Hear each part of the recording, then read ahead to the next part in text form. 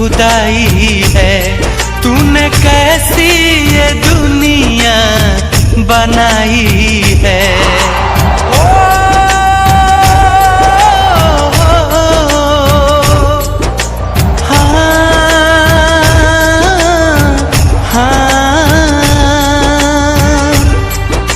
खुदा तेरी कैसी खुदाई है।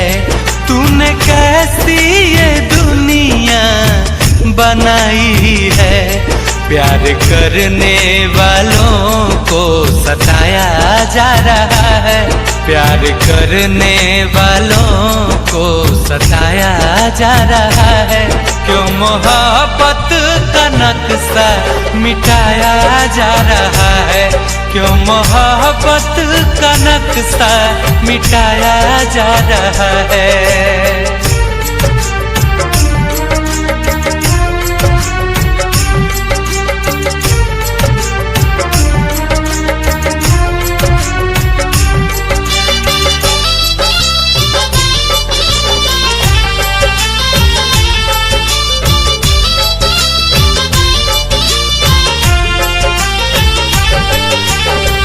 दीवाने के दिल पे लोग पत्थर चलाते हैं। प्यार का कदर कोई कर नहीं पाते हैं।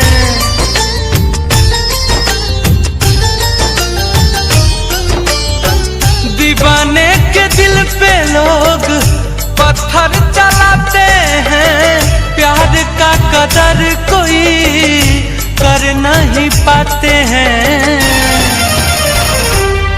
प्रेमी प्रेमिका को कितना रुलाया जा रहा है। प्रेमी प्रेमिका को कितना रुलाया जा रहा है। क्यों मोहब्बत का नक्शा मिटाया जा रहा है। क्यों मोहब्बत का नक्शा मिटाया जा रहा है।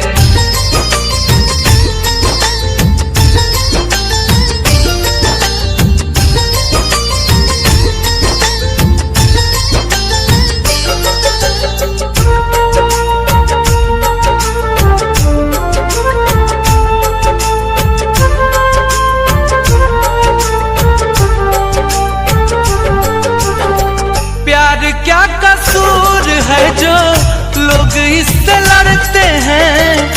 तू ही बता दे रब्बा गुंजन मारू कहते हैं।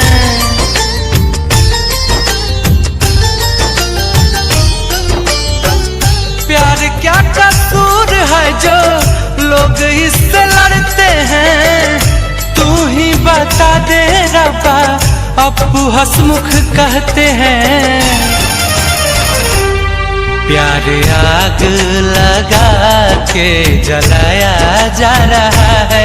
प्यार आग लगा के जलाया जा रहा है।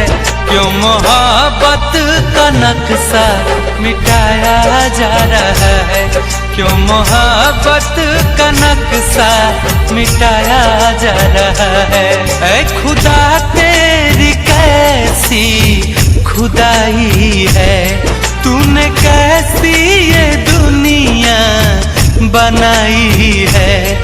प्यार करने वालों को सताया जा रहा है। प्यार करने वालों को सताया जा रहा है। क्यों मोहब्बत का नक्शा मिटाया जा रहा है। क्यों मोहब्बत